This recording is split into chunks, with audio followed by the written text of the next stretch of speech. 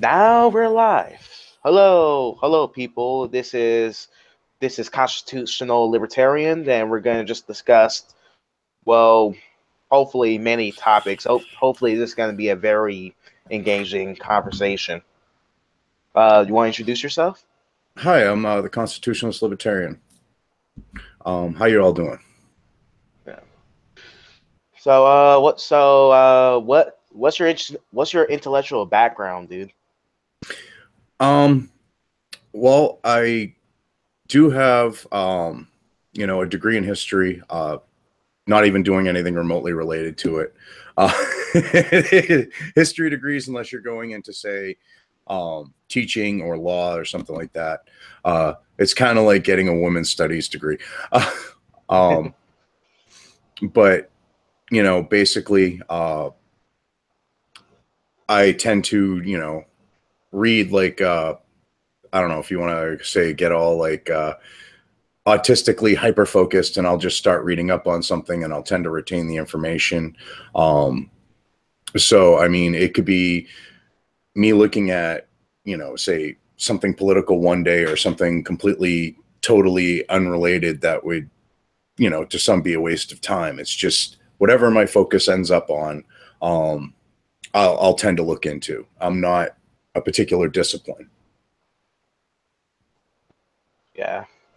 So also, which founding father that which founding father vision that you personally ascribe to?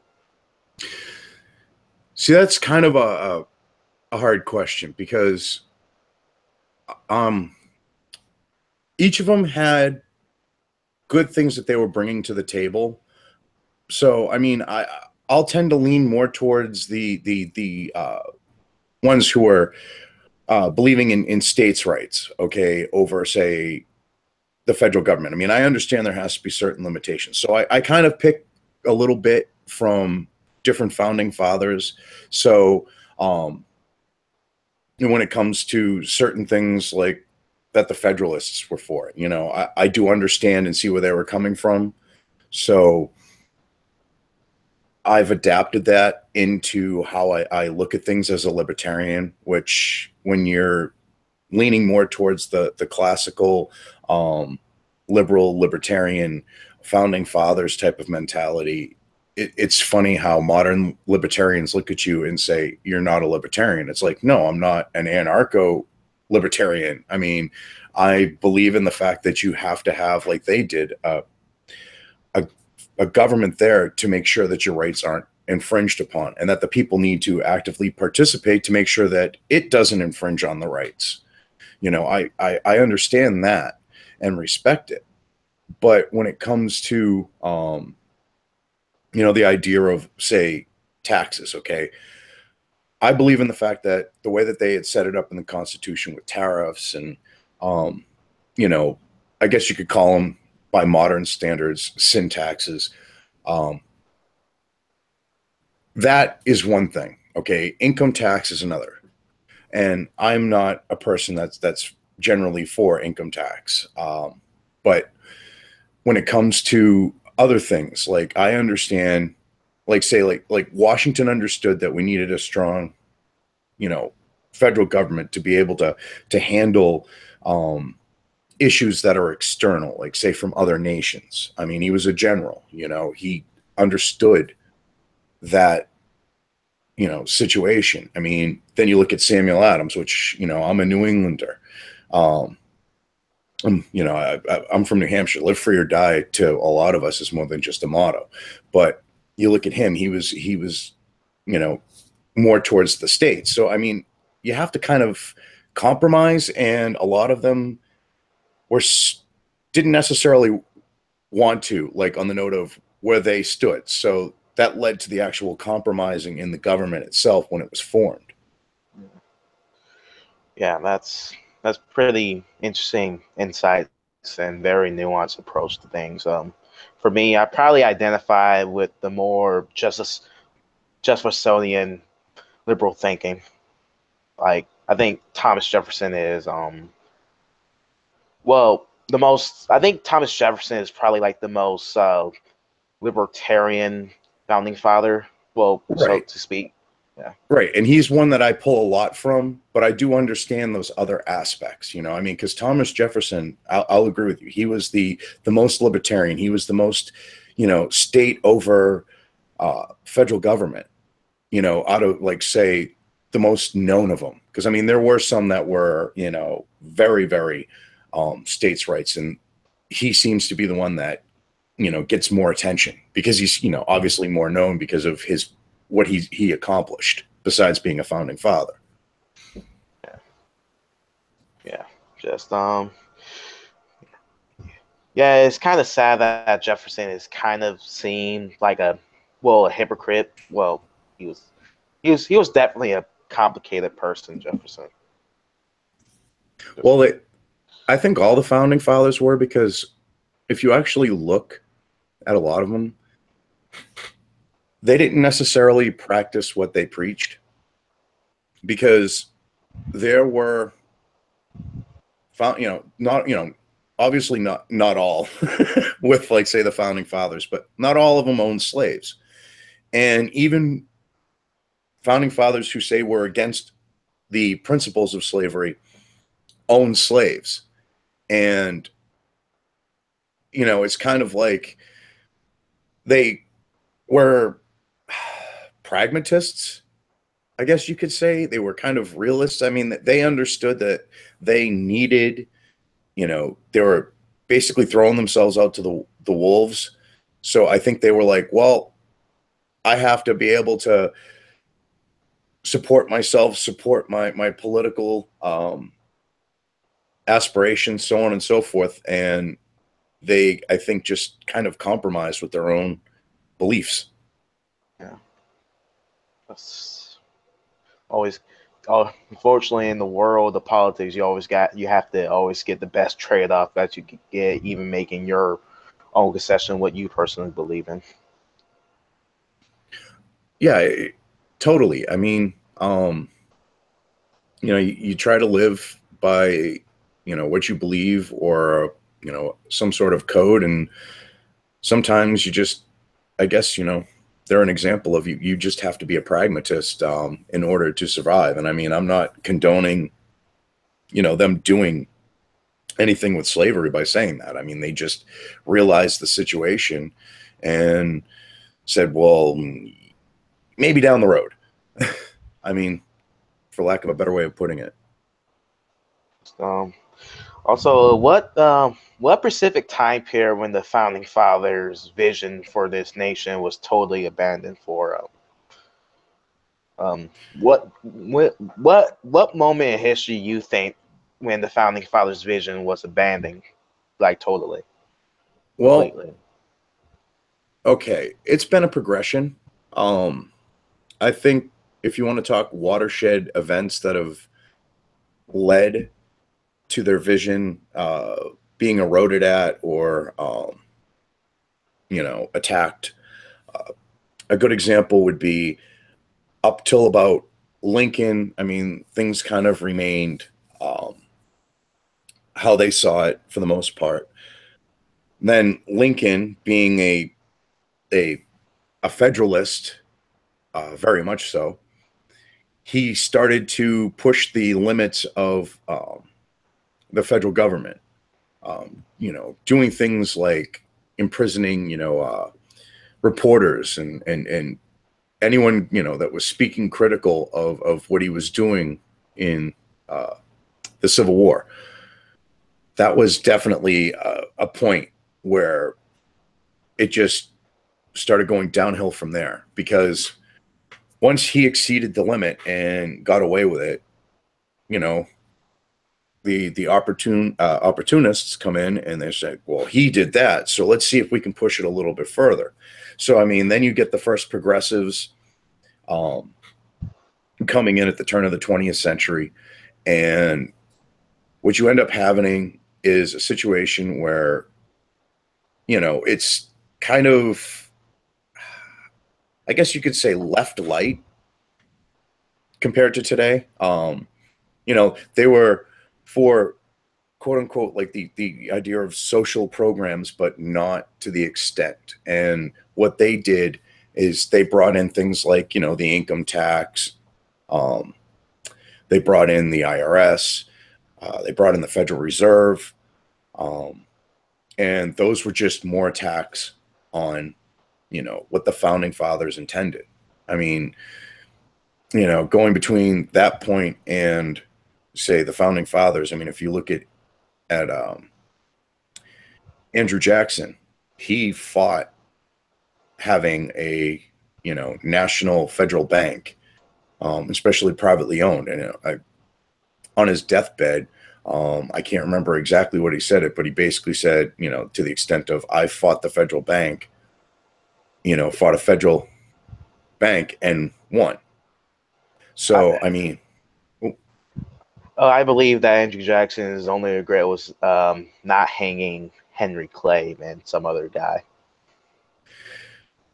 well, in all honesty, I think I mean, history made it sound better than what he did. I mean, another mistake he did was it kind of makes you look like, just a bit of an ass, if not an asshole, is when the British are leaving New Orleans, you just got your ass kicked, up and down. And what do? Oh, I need to win a major battle. I mean, I wouldn't say he got his ass kicked, but I mean, he kind of got definite punches thrown at him. And what does he do?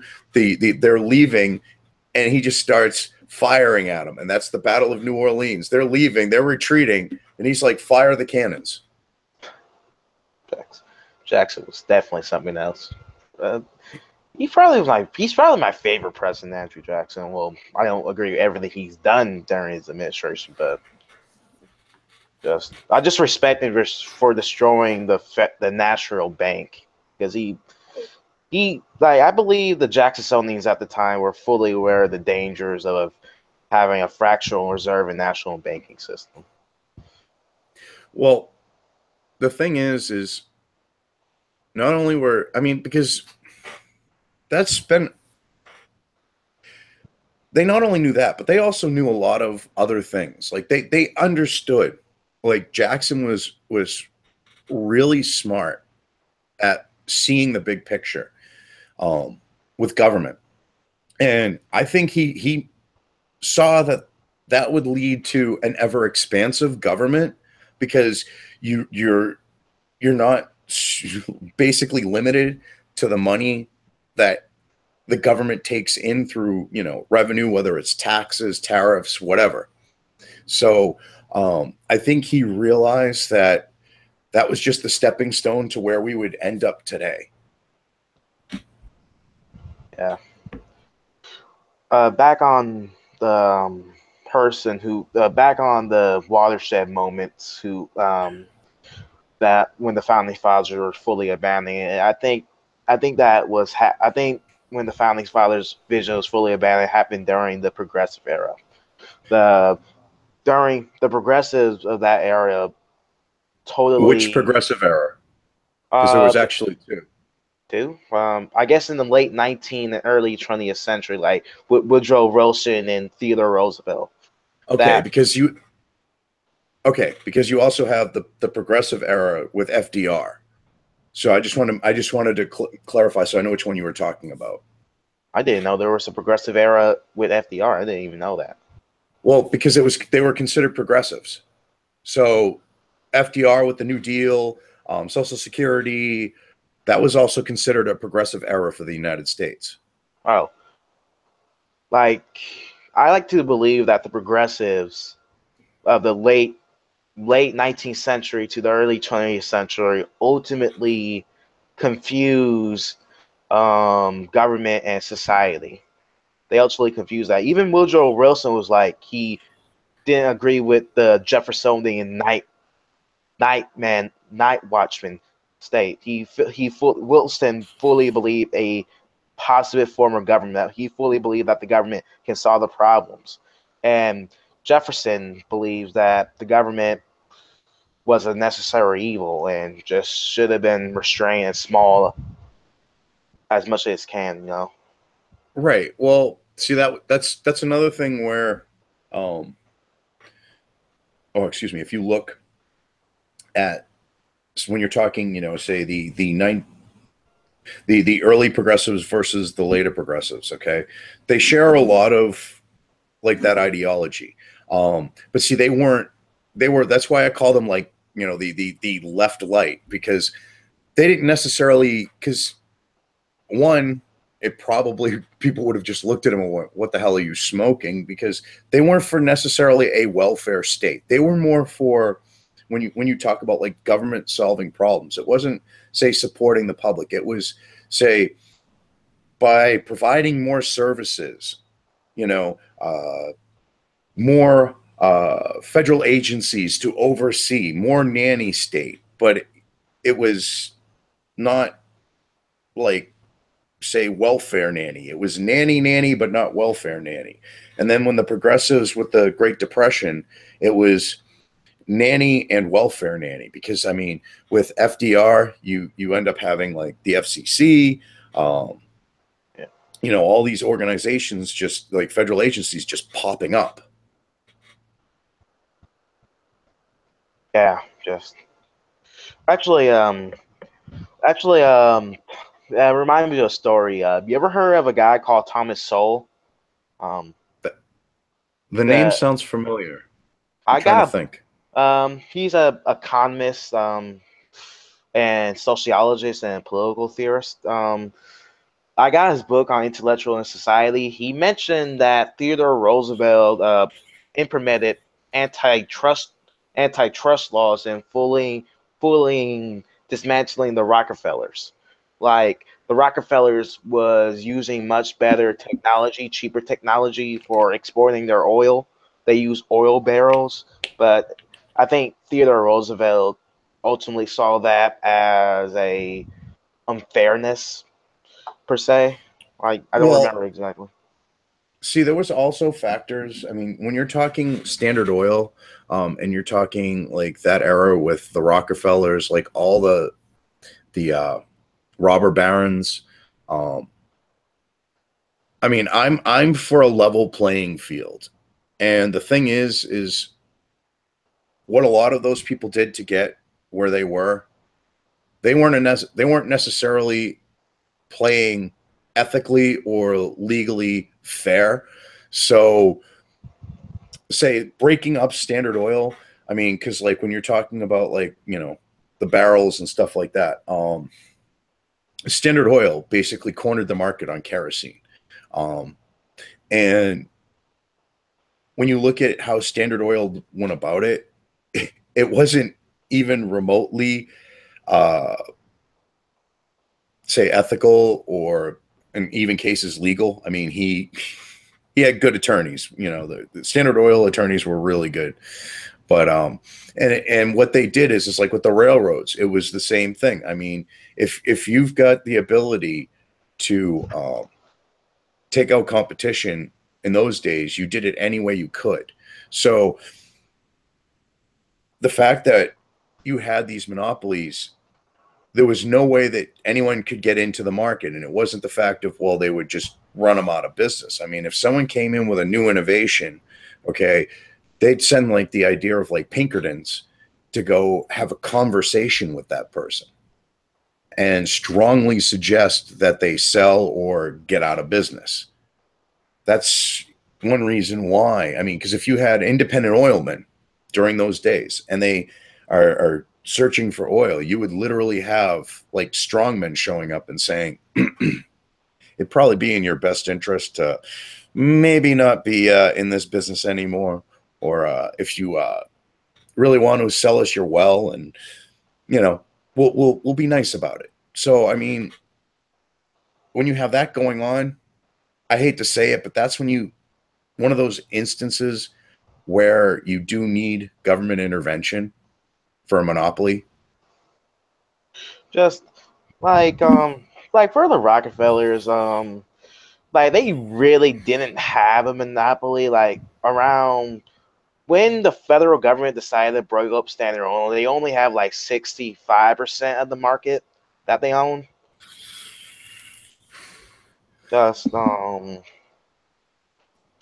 But just if you look at how like he cornered Like, because he had control of 65% of the market, but look at how many wells he controlled. It was actually really scary.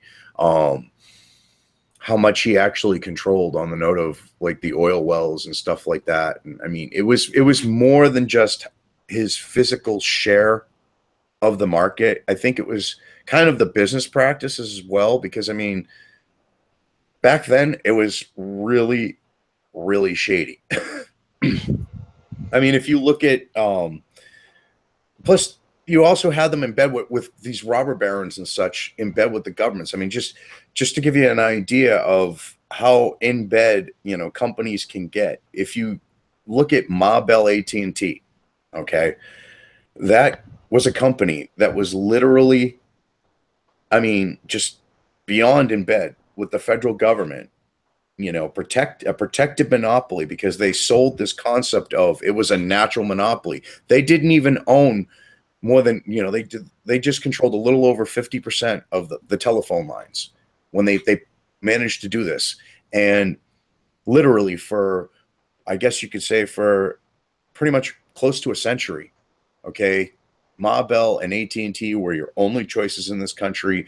The government and, you know, AT&T colluded on pricing. You couldn't have your own equipment. You literally were screwed. If you wanted a phone, you had to, you know, lease it and pay through the nose on that and pay top, you know, dollar for your service. So, I mean, you have Autocracy to at its look. best. Yes, exactly. So, I mean, you got to look at the fact of, so a lot of those guys that had those monopolies that were broken up, they were also, they had politicians in their pocket like you wouldn't believe. Yeah, but man, yeah, it's sort of, you know, I support free market capitalism. I do, I do need to, I do need to understand that even free market capitalism kind of have a bent to cronyism, unfortunately. Yeah, that's the only problem. See, that's one of the things, like with how I look at the way the founding fathers uh, perceived government to actually have people actively involved.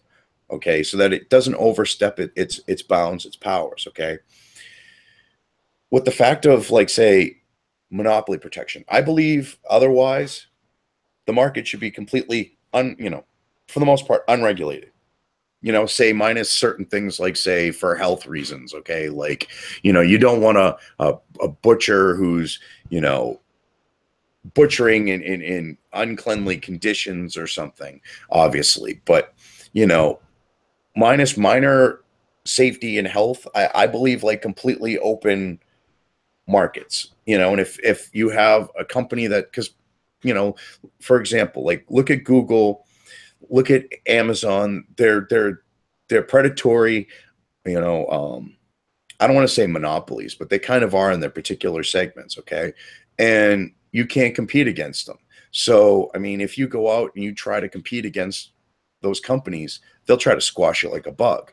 So, I mean, I understand, like, when you have that type of situation, it might be a good idea to have, say, you know, with the people themselves, not like government oversight, but like the people overlooking, you know, the government over the shoulder, making sure it's doing right, having, you know, certain, you know, protections like the monopolies uh, situation.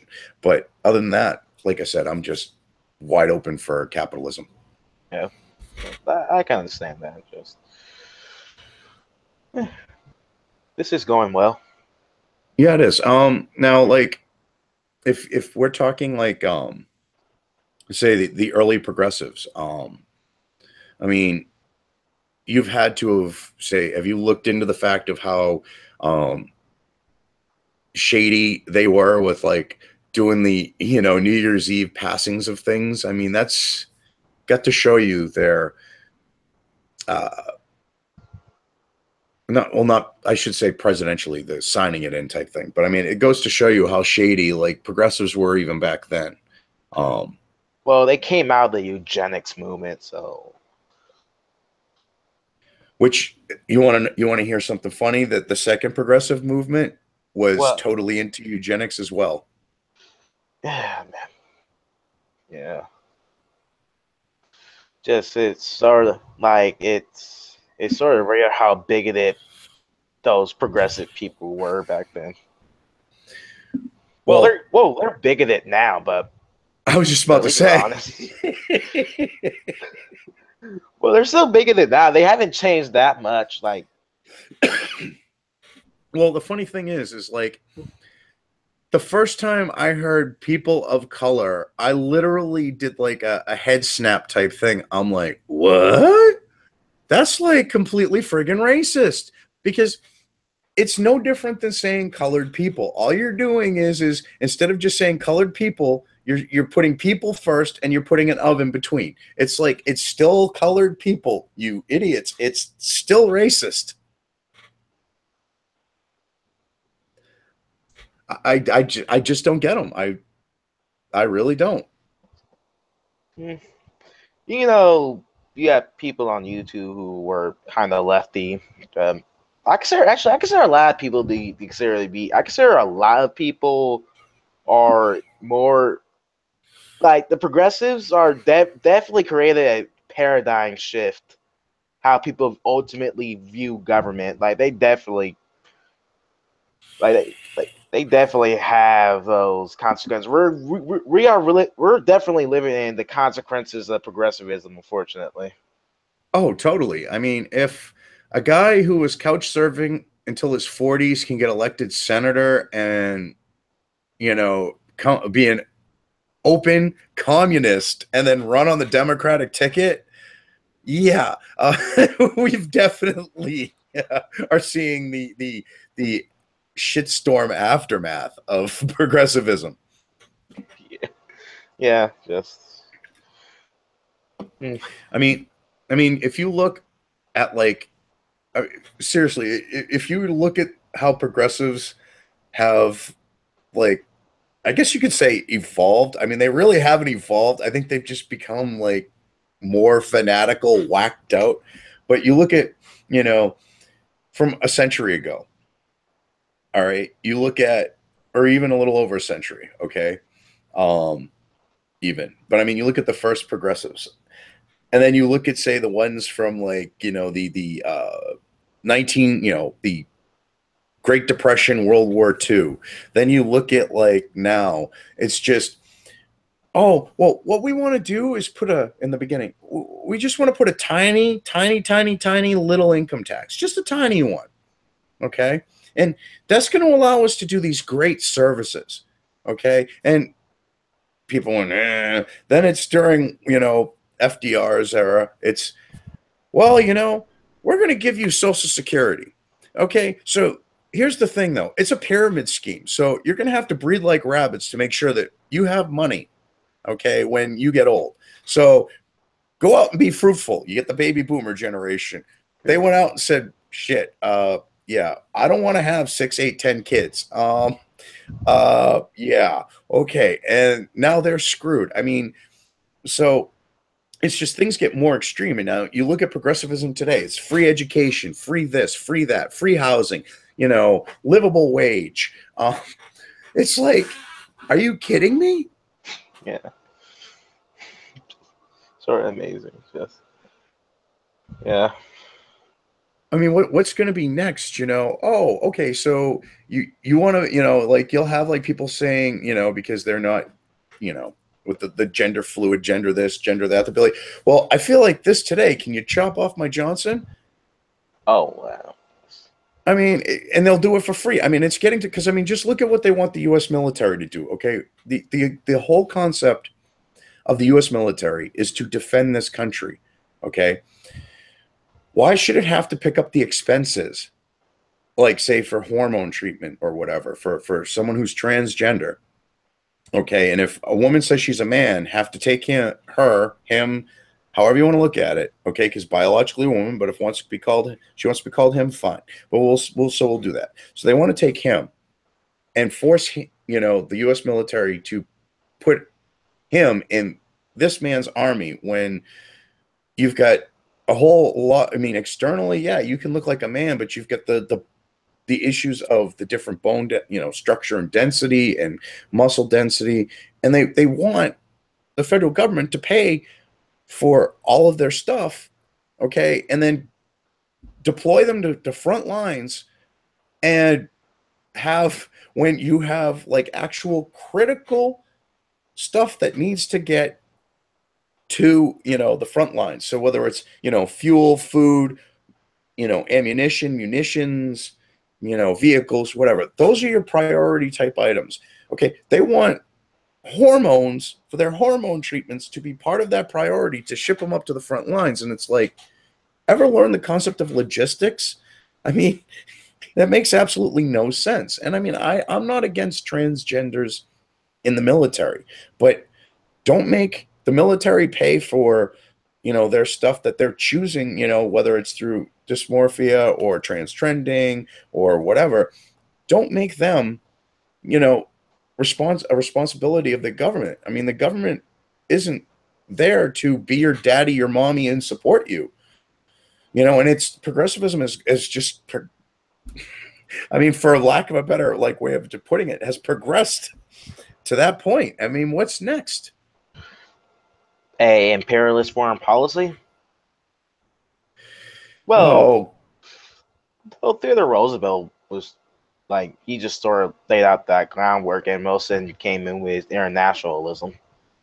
well, that's the funny thing. I mean, if you look at the early progressives, okay, like talking about say nationalism and say globalism or corporate, international corporatism. Um, Early progressives were nationalistic. I mean, they were nationalistic well into the, early to mid, 20th century. And then just the 60s hit and the 70s. And I mean, it's complete globalism. And the idea is like, people don't understand. Okay. And the founding fathers, understood this. And it's not even say with the idea of the alt-right and their ethno state or, anything like that. Okay. But if you have like-minded people, I mean, I guess you could say I'm a civic nationalist. If you have people with, in general, they're like-minded on the big things. Okay. Like identity, say how the United States has been since its founding, I'm an American. Doesn't matter if you're of Irish descent, Italian descent, American Indian descent, but now, oh, they were so. I mean, yes, nasty shit happened. I mean, I'm part Native American. My tribe was really shit on by the federal government, but I've accepted that fact. I go, yeah, okay, yep, and so did a lot of the majority of the Native American, American Indian people. They accept that fact and they said, I'm an American. They might say, I'm a Cherokee or I'm this, but they also would be like, I am an American. And everyone had this idea of what an American was, what it meant to be, and they went towards common goals along that lines.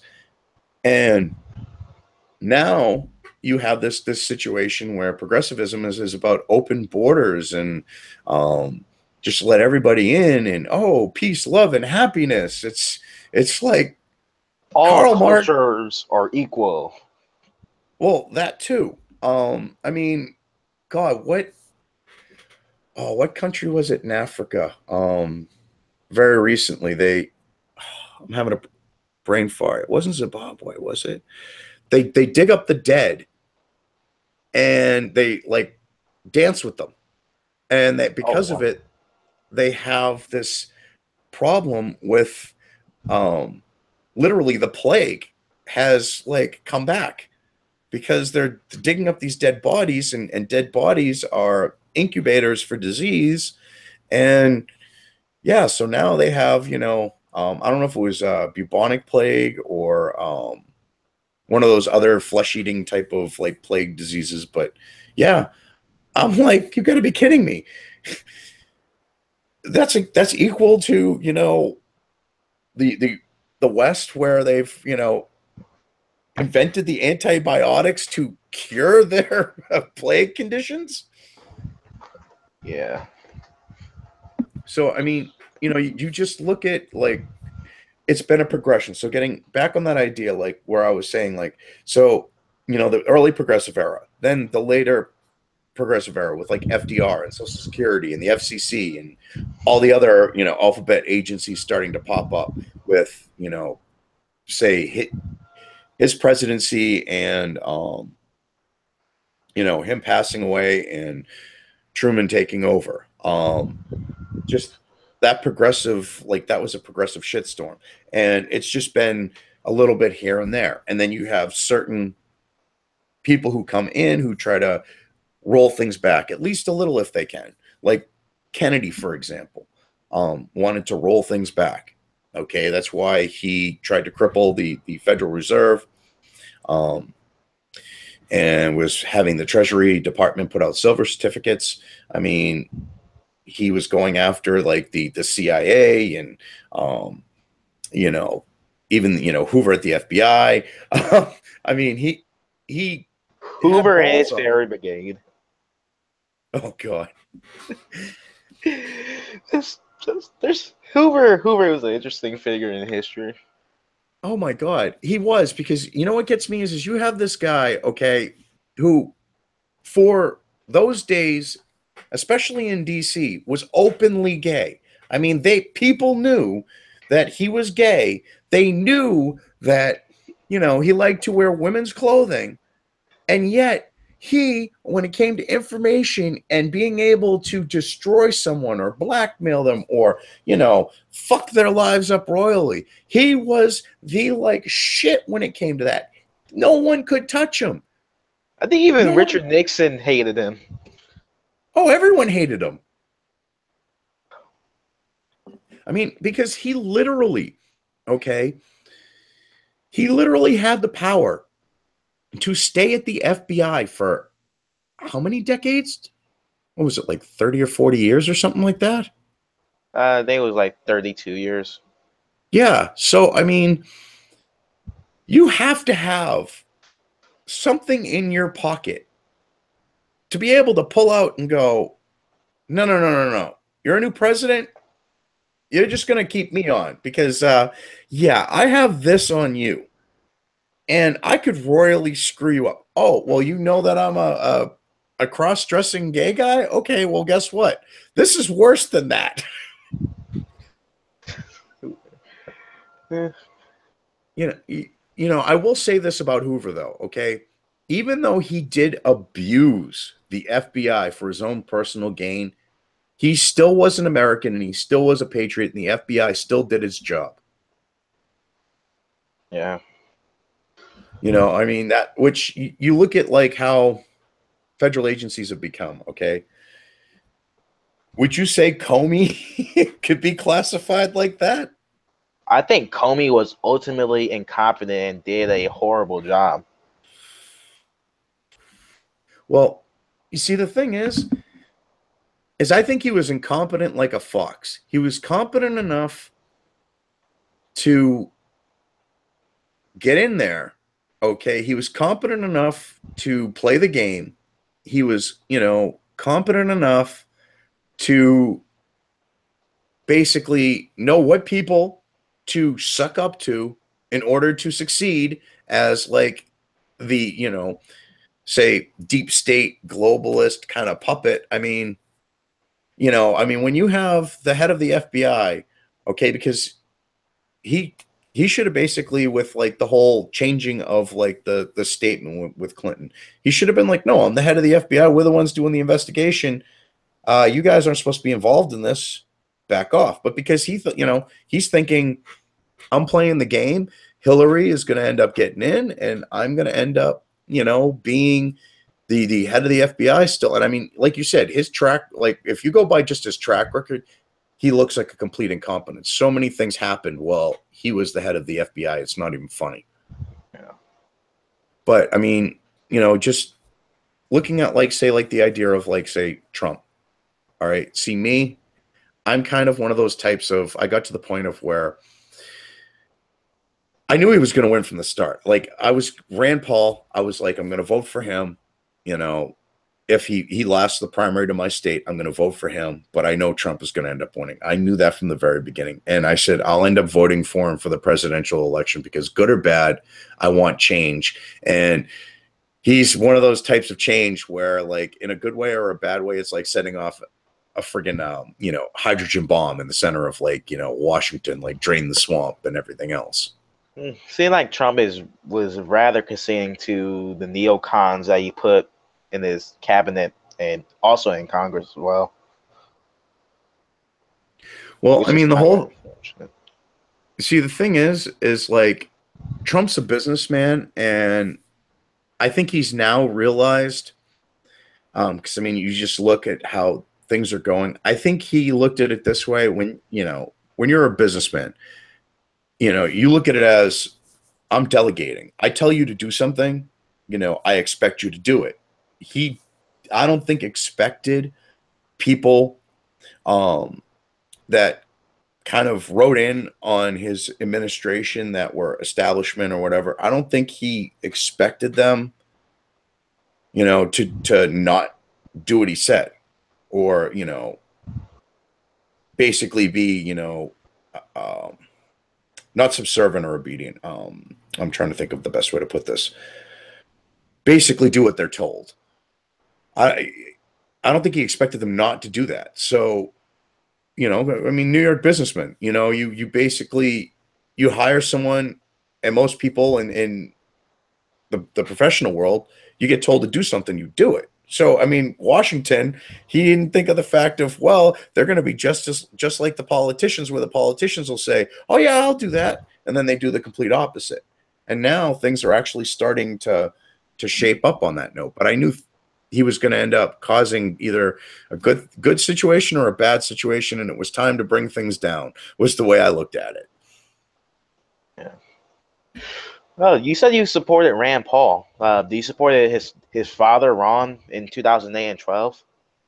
Yeah, I definitely did. I mean, there are certain things that I don't necessarily agree with when it comes to, say, key things, because again, I understand where certain founding fathers looked at the fact of the strength of the federal government, like, say, Washington, at least on the note of being able to defend yourself, for example, like militarily, because he's a general, he thought like a general.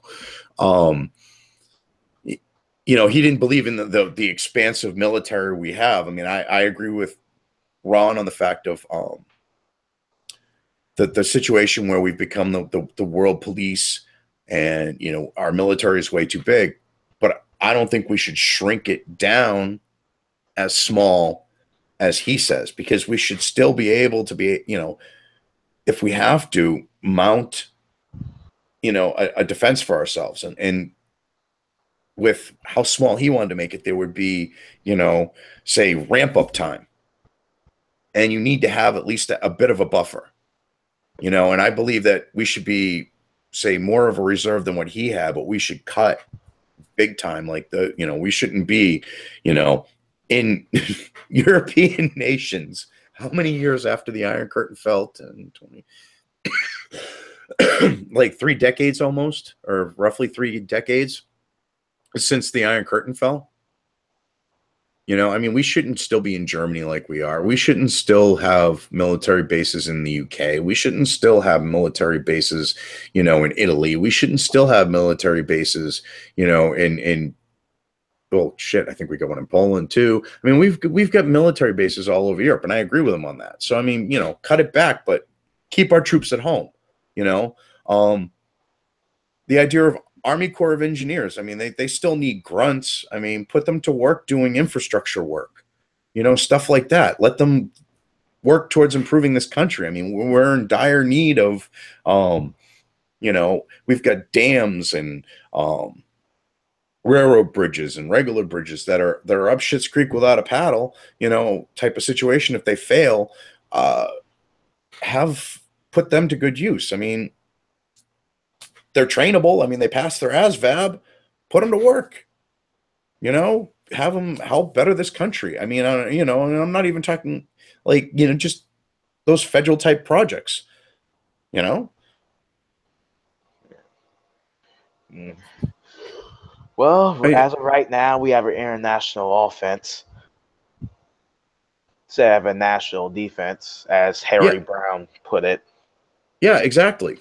I mean, that's exactly what it is. I mean, we're basically defending every other country out there.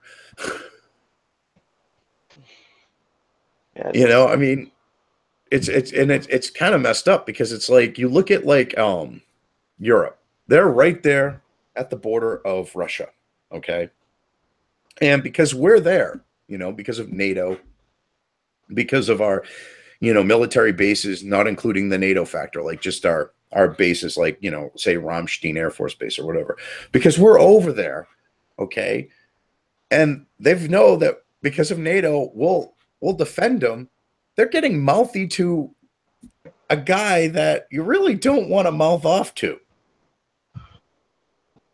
yeah, You know, I mean, be diplomatic. If you want to work with Putin and if you want a situation, work diplomatically with him. Okay, don't be like, you know, well, I know he'll, you know, it's like the idea of that punk kid, okay, who knew that his older brother would always, you know, back him and have his, you know, ass if he gets it in too deep into the shit.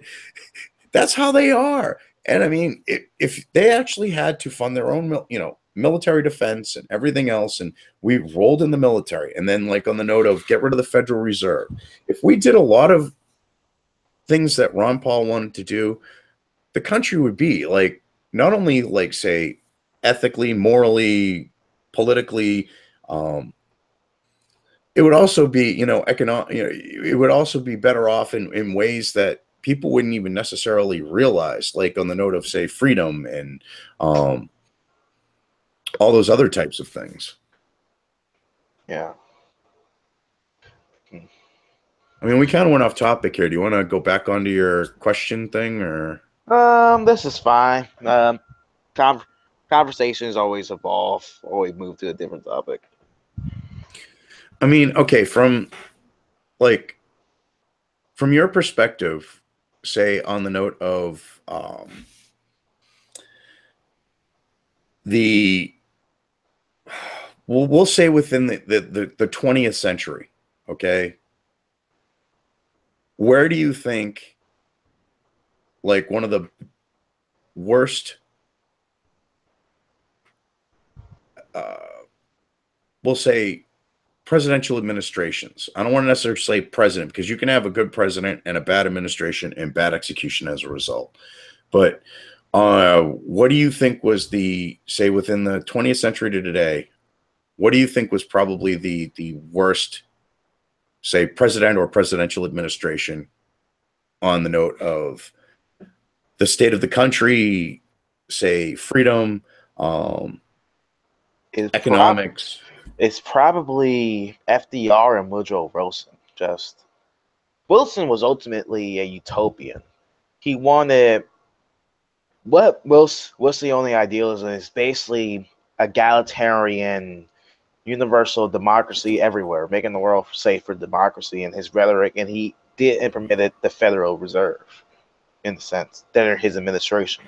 Also, his administration, Woodrow Wilson, was very corrupt, along with FDR. FDR was pretty corrupt as well.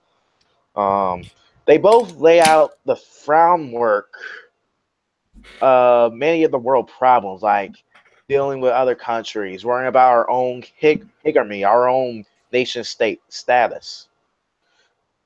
Just Well, I mean, you are looking at um, basically two administrations where you had parallel situations. I mean, because Wilson, I mean, you're talking that's around the time of League of Nations and that, and then you have, I mean, he died before it could come to fruition, but FDR and the United Nations. So, I mean, they were kind of the idea of looking, you know, like you said, abroad. And I agree with you totally. I didn't know which one you were going to go for, but I had a feeling you were either going to go with Wilson or FDR. well, also I could go a little bit further. Right, as one of the founding fathers of Hamilton, I really do not like Hamilton. He's the one that wanted a nationalized banking system. Just Also, his loose interpretation of the Constitution is kind of have rather devastating effects on many Supreme Court's decisions, unfortunately. Oh, I agree totally on Hamilton. You know, but see, he was more of an opportunistic money man.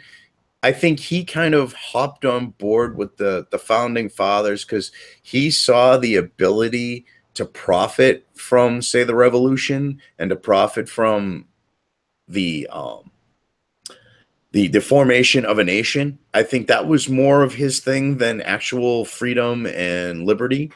Because if you look, he did fund a good chunk of, like, um, the colonial and what became, the federal debt, and he wanted to get paid. I mean, I think that kind of led to, like, the issues he had with other founding fathers, and then him ending up in a duel and getting shot because of his Well, attitude.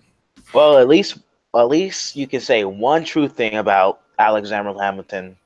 He was a bastard son of a whore. Very true. Yeah, like literally. I mean, it does. I mean, both literally and figuratively, it does fit him.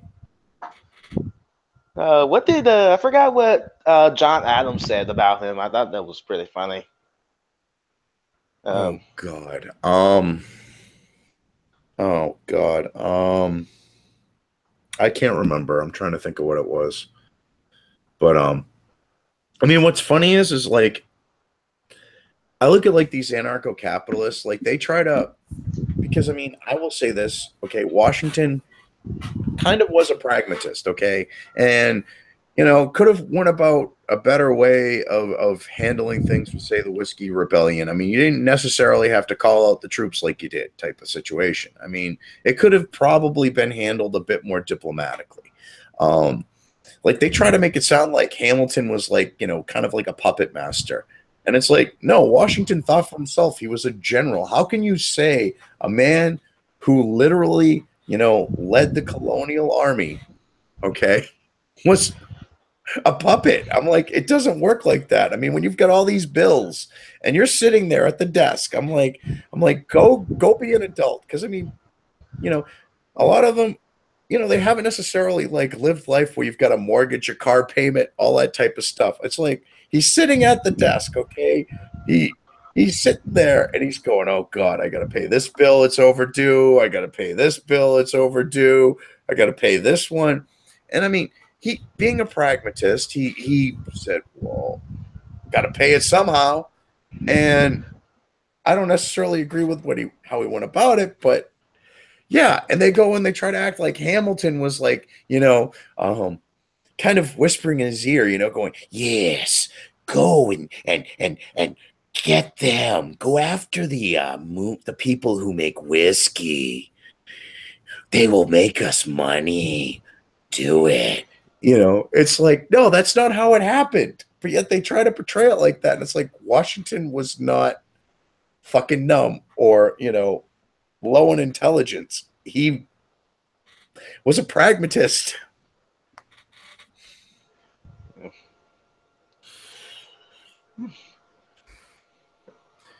I mean, if you look at, like, how many times, like, on that note of a federal bank, okay, how many times it's been tried, okay, a couple key families, okay, end up, I mean, you have, like, some of the names change, but key families tend to stay involved in that. And it just goes to show you how determined a particular family can be about something. I mean, like, the Rothschilds and their, national for-profit banks that are private. Oh, excuse me. They are, like, infamous for it. And they're part owners of the Federal Reserve. And the Rockefellers, they're also a central banking family. Yes, they are. And I believe when it comes to the U.S. Federal Reserve, let's see, the Carnegie family was part of the Federal Reserve, if I remember correctly. What about the Morgan family?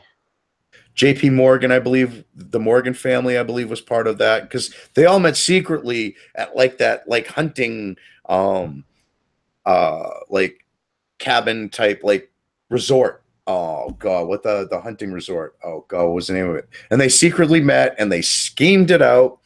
And Wilson, without the ratification of New Hampshire, because New Hampshire did not agree, okay, said on and basically, the New Year's signed it, went, yep, all the states ratified it. And New Hampshire went, hello, no, we didn't. Hello. And he's like over there kicking him, going, shut up.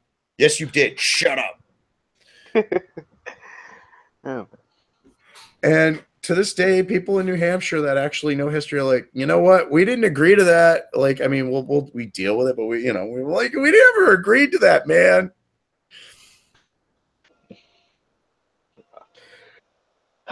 Central banking families, and it's just I sort mean, of it's just sort of amazing how these families have a great influence over world politics and over the money supplies and or in every currency, especially the Rothschilds. well, did you ever hear? Do you know the story of how the Rothschilds got control of the Bank of England? No. Okay.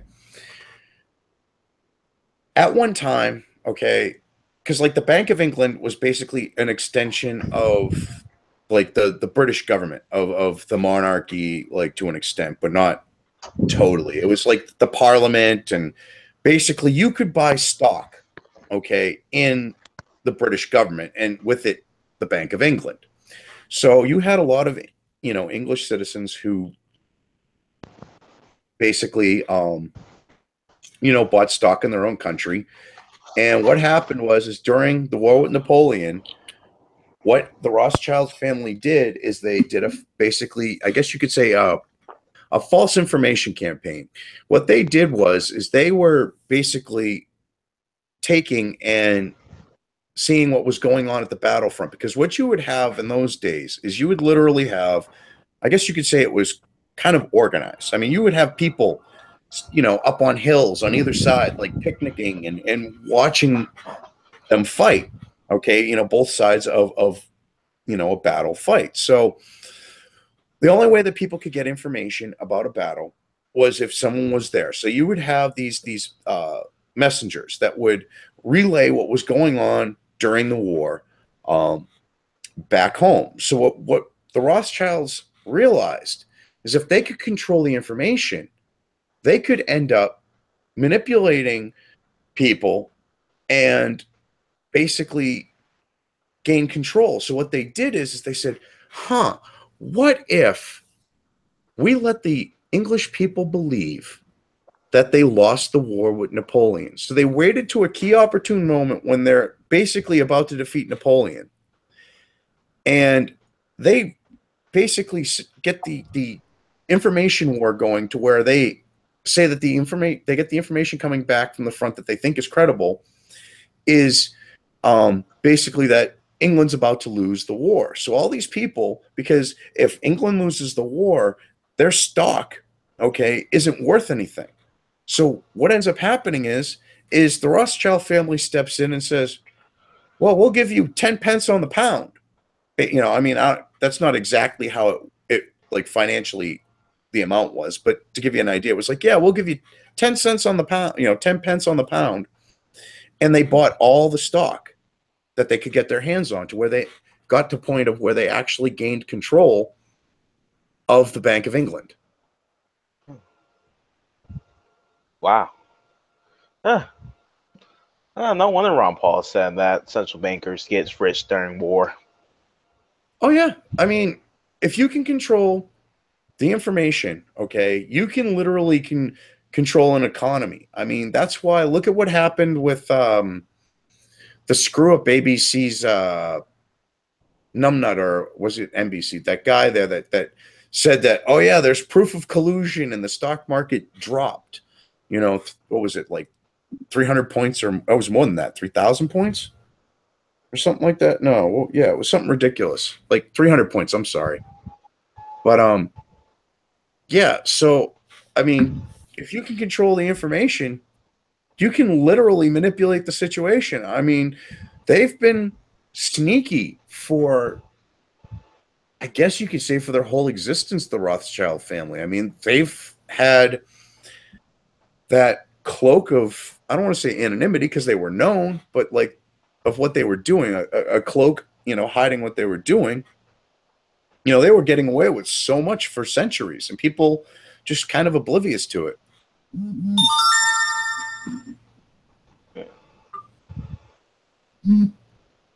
So, I Is that your mean, phone? yeah, it was just letting me know something from Twitter. Oh,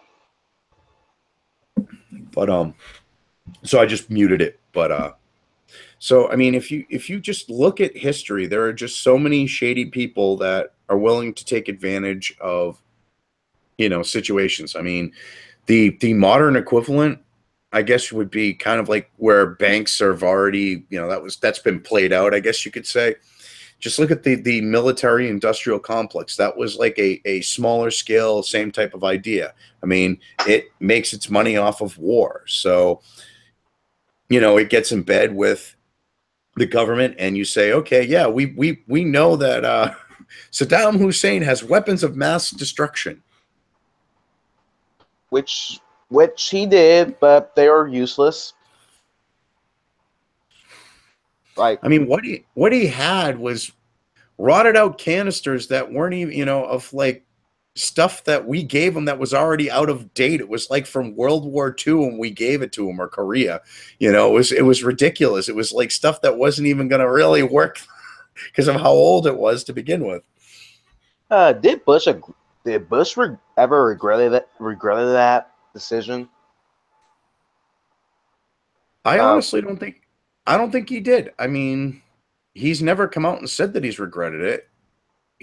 I think to him it was, oh, you put a contract out on my daddy, I'm going to show you.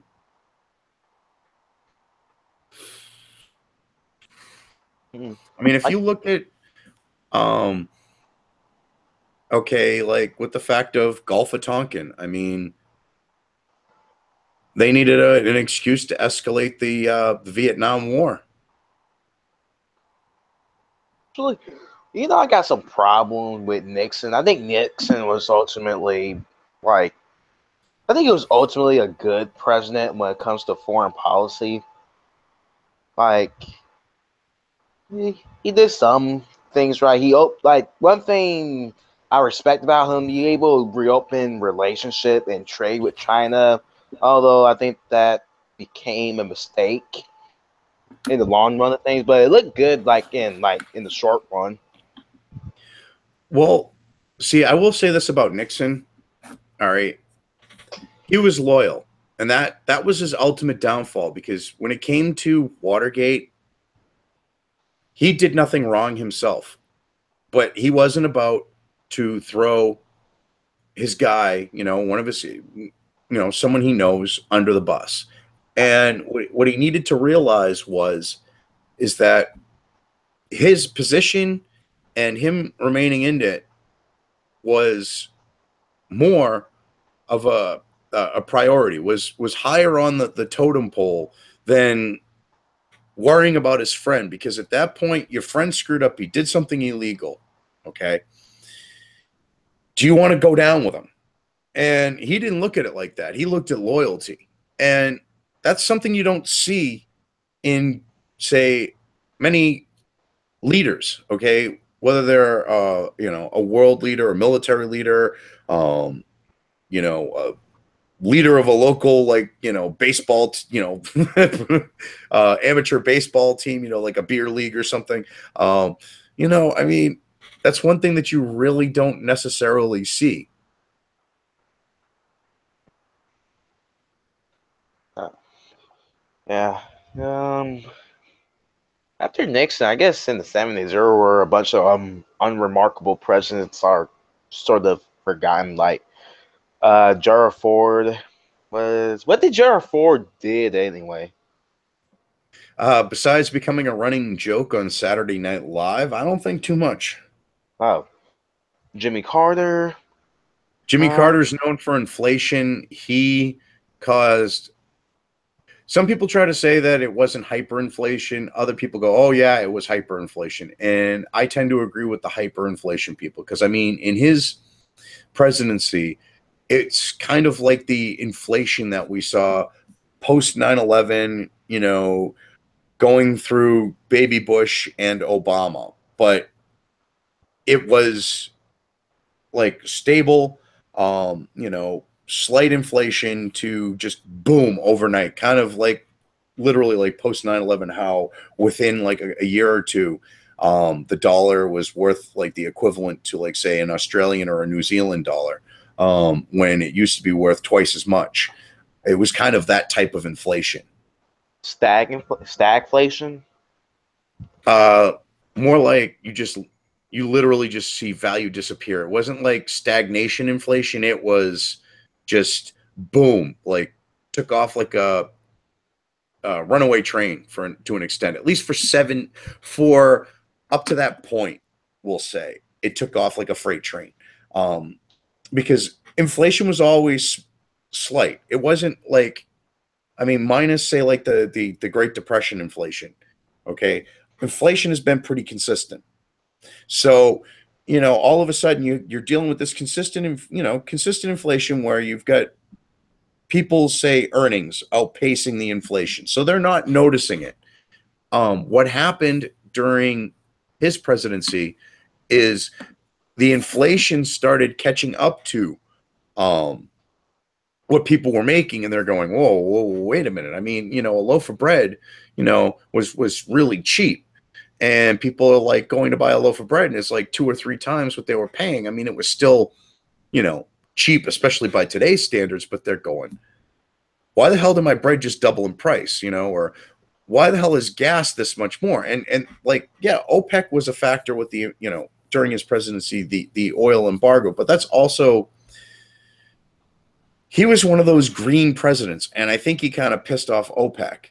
And OPEC was just like, nah, man, screw you. And they wanted to kind of show him that you don't want to, you know, piss us off. And I'm not saying that, you know, it was like a blackmail type situation. It was just kind of like his attitude towards the oil industry. I think that kind of lent as a factor. I believe Nixon actually put price controls on the oil industry. Well, yeah, right. Actually, he even once said to White House aide that he didn't give a damn what Milton Friedman said. Do you know who Milton Friedman is? Yes. Yeah. What Okay, did he exactly say? I'm trying to remember now. he said I he can't doesn't. remember. He said he did not give a good goddamn what Milton Friedman said. Right, no, I know that, but I'm trying to think of what Milton Friedman said that he was saying that to. I'm trying to remember what exactly he said. I'm having a wicked brain fart right now. But yeah, Nixon was one of those ones he didn't necessarily, because if you look at like, that was kind of like the era when the Keynesian economists started coming into the picture. And I mean, like the 60s, okay? That was kind of like when the Keynesians started like becoming more prevalent. It's kind of like funny, like Keynesian economics and the Marxist takeover of the education system, they almost kind of coincide. So the Keynesians that were going in, you know, the people that were going into, say, economics during like the hippie era of like the 60s, okay? They're the ones who came out like towards the end of like, I mean, even a little before that, like they started coming out and going into business and politics and all those different fields where you'd need an economist. And like one of them was even like, you know, say like Washington. And I mean, you had some Keynesians that were like, oh, well, you know, you should have like the, you know, it should be the other way around. People shouldn't be saving. It should be, you know, people spending drive the economy. And it's like, Consumption, yeah, consumerism. right, exactly. And Nixon was smart enough to not listen to those people. I mean, because you had them, you know, even then saying, look, you need to do this. And if he had done that with the fact of taking us off of the gold standard, I honestly think the combination at the same time, or approximately the same time, of removal of the gold standard and going by Keynesian philosophy probably would have literally caused inflation to a point where we would see probably things costing us twice them. I'd say, I want to, I want to say like twice as much as we'd see now. I mean, I can't accurately give you an idea, but I'm just saying by my gut, because, people, it would have, the consumption economy is just literally a way for people to basically, to keep people's subsistence. I hate to say it, but I mean, because no matter how rich you are, well, like, how much stuff you have, if you're literally spending your money, you're a slave to your next paycheck. Yeah, man. Well, what John Maynard Keynes once said this: in the long run, we're all dead. Well, all I have to say to John Maynard Keynes is that he's dead and the long run is here. Well, it's funny. I mean, I would love to see consumption economics get pushed back by, the idea of, like, say, the supply demand as opposed to the consumption. I would love to see, like, just put them both head to head and allow, like, kind of like the idea of the I guess you could say Thunderdome of economics. Just let them compete against each other and see which one comes out on top. Because I'll tell you right now, supply and demand is always going to beat consumption economics. A guy in the live chat said you're pronouncing it. It's pronounced Keynesian, not Keynesian. Whatever you were saying before. Keynesian. Well, all right, Keynesian. Okay, I apologize. Everyone I've ever heard says Keynesian, so I say Keynesian. My buddies I like to talk to on Twitter say Keynesian economics. So, yeah, all right. Well, I've now been corrected, and I will try to keep it that way. Okay, let's see. The next president after Jimmy Carter was Ronald Reagan, who's quite possibly like the best president in the 20th century. Like considering like what he did, like he's probably will be like the best president who was like he was able to roll back the government. Well, not a lot, but slightly, like a moderate reduction. So I respect him because of that. I honestly think he would have rolled it back even further if he didn't have the assassination attempt. I think that was kind of one of those, you're doing shit we don't like, and we're going to, and they tried to take him out. It didn't exactly work. And it was like, well, hey, keep it up.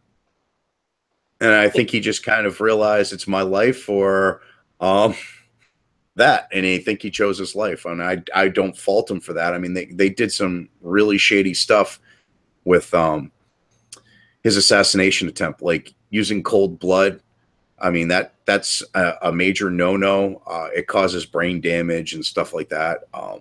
So, I mean, I don't think they wanted him to survive, in all honesty.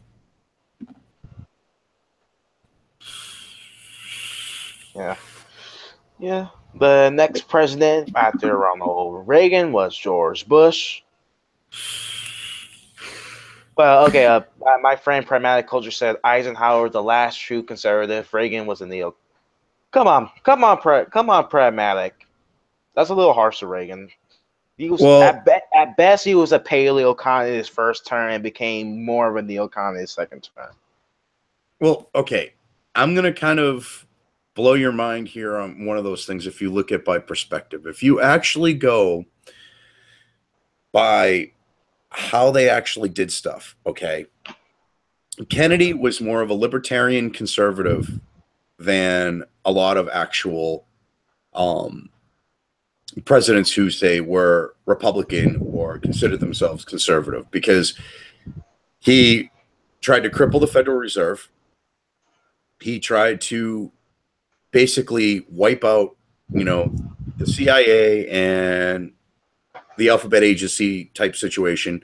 I mean, because he targeted the CIA, the FBI, um, anyone that he saw as part of the expansive government and corruption and the high cost. He not only did those things, he lowered taxes, which he campaigned on and actually did.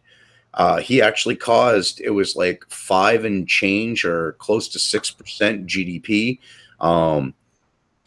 He basically looked at, equal rights. He, that up until that point, okay, the whole idea of equal rights and desegregation was a Republican. I don't want to say like ideology, but like say part of the belief structure. So you look at Kennedy and you just go, okay, so he was kind of, how you get Republican in name only. He was a Dino, a Democrat in name only, because I mean he literally was very libertarian in how he went about things. And I will agree that Eisenhower was probably traditional conservative. Ike was probably the last one. Reagan was kind of like, say, a neo-traditionalist.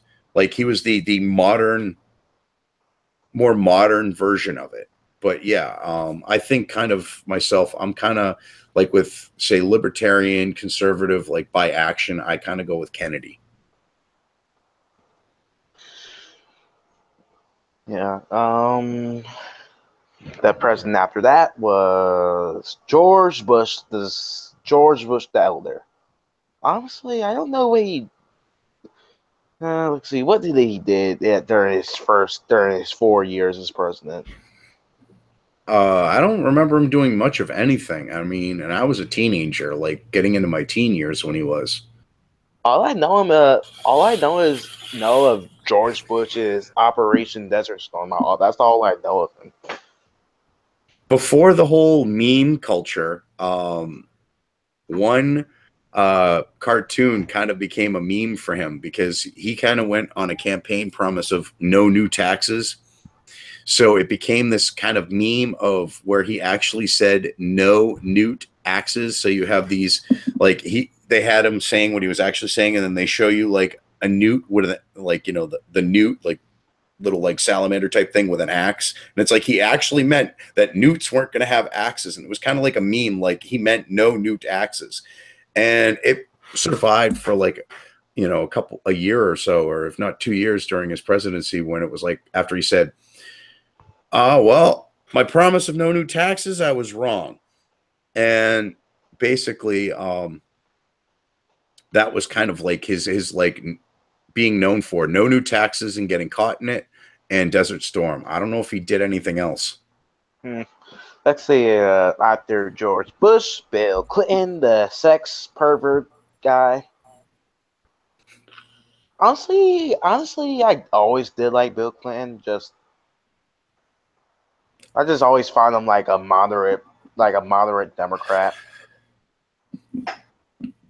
Well, the funny thing with him is like he basically, even back then, at least I can see it in retrospect, he played both sides. Like he played because he knew that you still had like the conservative base of say like the people who voted for Bush and Reagan, and so he kind of played towards those. And then when it wasn't, say a venue where it was those types of people, he played the other side. But those were the ones that didn't necessarily like say have coverage. So like you would look at you look at a lot of the stuff out there for Bill Clinton, and the stuff that just kind of makes you go, ooh, like with Hillary. Bill and Hillary would call, and I mean, it's been recorded on C-SPAN and stuff like that. And Hillary got caught multiple times. Once in Keene, New Hampshire, and that's like the clip you see most, but like calling blacks super predators. And you look at today, and it's like they would never do that because they decided not to play both sides. But you look back then, and it was typical, politician type stuff. I should say, if you look back in retrospect. Um, like he sucked up to Jesse Jackson and Al Sharpton and oh god, Farrakhan, you know, and that didn't get much coverage, and that's where they kind of worked their way in to keeping those, keep them dumb happy and voting Democrat. And let's see, after 8 years of Bill Clinton, George Bush Jr. W. Let's see, he was the president during he was the let's see, he was the president. I was born in 2000, so he was like the president like the first 8 years of my life. Then all I remember from W was that Family Guy, American Dad, made fun of him a lot, along with his vice president Dick Cheney. Just Yeah, I will say Seth MacFarlane was like hyper focused on making fun of Cheney and Baby Bush. I mean, the thing is like, if you look at the Bush, the Baby Bush administration, baby, Bush Jr., Bush Light. I mean, people like look at like and try to say, like with the left that Trump is like a joke. But when it comes to Republican presidents, it's literally like W is like his father's vice presidential running mate.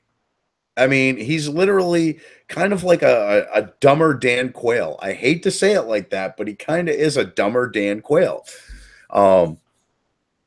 It's like I almost expected him to go to a spelling bee and misspell potato, or was it tomato? No, it was potato. George Bush. He sounded like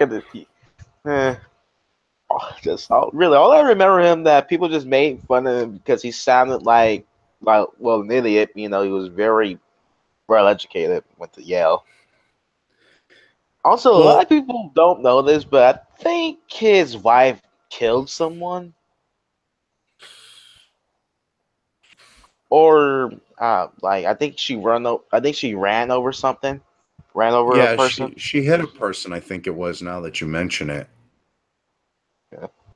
And I mean, Bush, you look at like Baby Bush though with Yale. He was kind of a legacy. I mean, it was.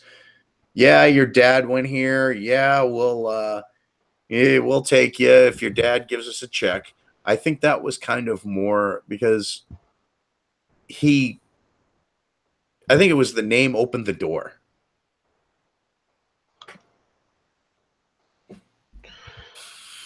Yeah. I mean, one thing I don't know if you know about his father,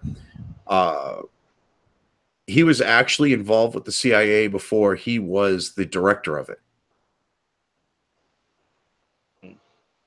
It came out during congressional hearings, and they actually tried to say, oh, no, it was a totally different George Bush to cover it up.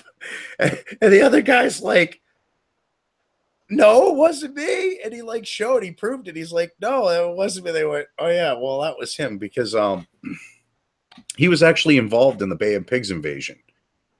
He ran a front company called Zapata Oil for the CIA.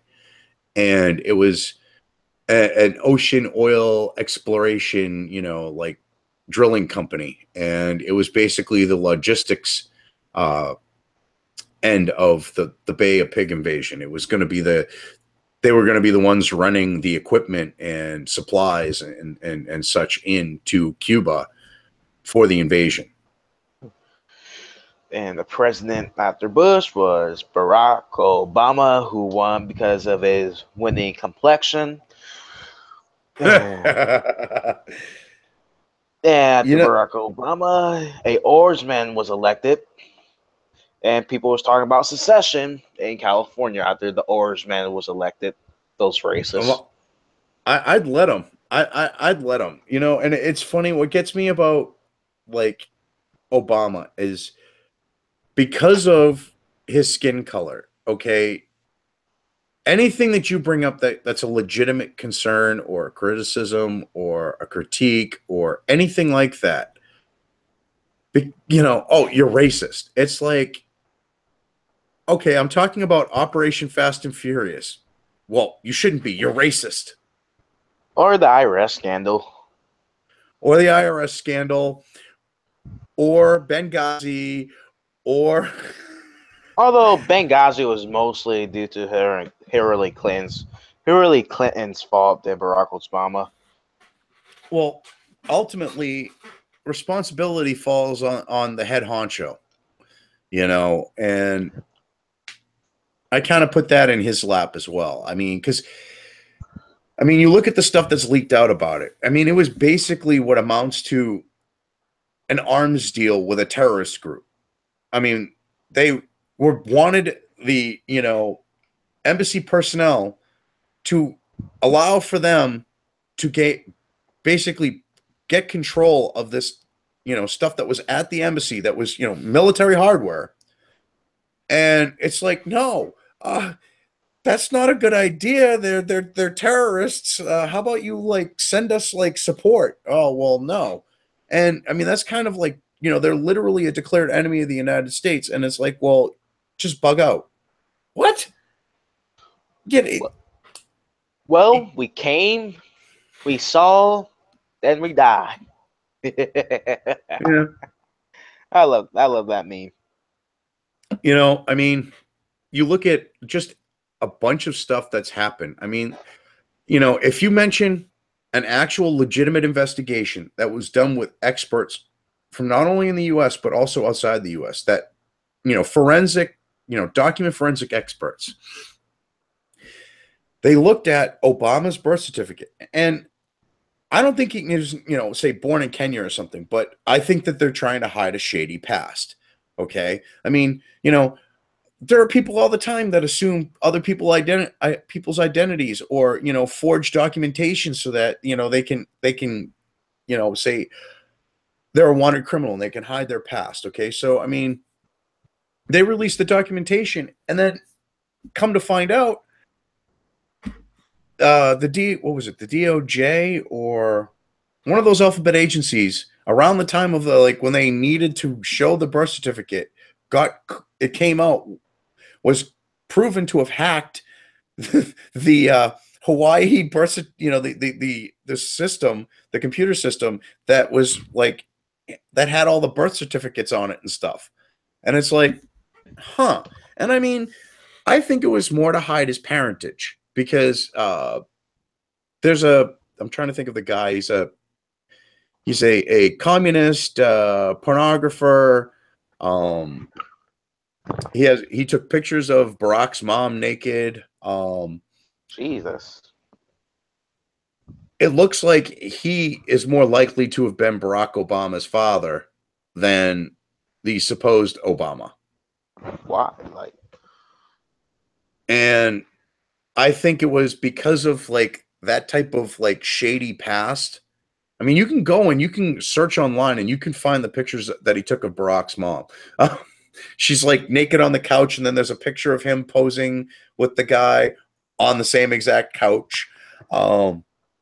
It's this guy that he said was one of his mentors, and I can't think of his damn name right now for the life of me. But I think that communist Marxist was a mentor of Barack Obama. Huh. Yep. Like, I knew he was very accepting of multiculturalism. I didn't know one of his mentors, an impossible father, was a yeah. Marxist. It's like so messed up. But I mean, if you actually look, you kind of can see a family resemblance, and you go, huh, okay, yeah, that might be his daddy. And I think it was one of those. Oh, excuse me, because of his ideology and things like that, it wouldn't have been beneficial for Obama to have his true parentage known. It's kind of like one of those situations where, you know, Damned by Your Father? Okay, someone in the chat said, "You ever heard of a guy called Hoppa, Hans Super Hoppa?" No, what, huh? Hans Hermann Hoppa. Well, he wanted me to ask you. No, I don't think I have. No, Just I haven't. Hans Super Hoppa is well a a Austro libertarian. I'll have to I'll have to look him up because now I'm intrigued. Well, he's a anarcho-capitalist uh, theorist and Austrian economist and authors of several books. I'm definitely gonna have to check him out. He's a pretty cool guy, Hoppa. Actually, he's pretty funny. Actually, Hans Super Hoppa is quite Ron Hans Super Hoppa, and actually Ron Paul actually got me into he got me looking into the people that actually influence him. Like, if you read his book and the Fed, he mentioned people like Hayek, Murray, and Rothbard.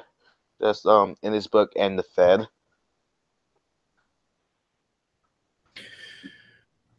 Yeah, I'm trying to think of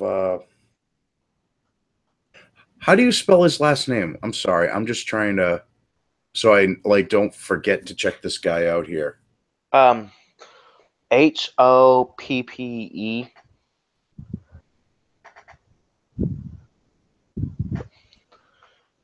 Because German, it doesn't necessarily sound how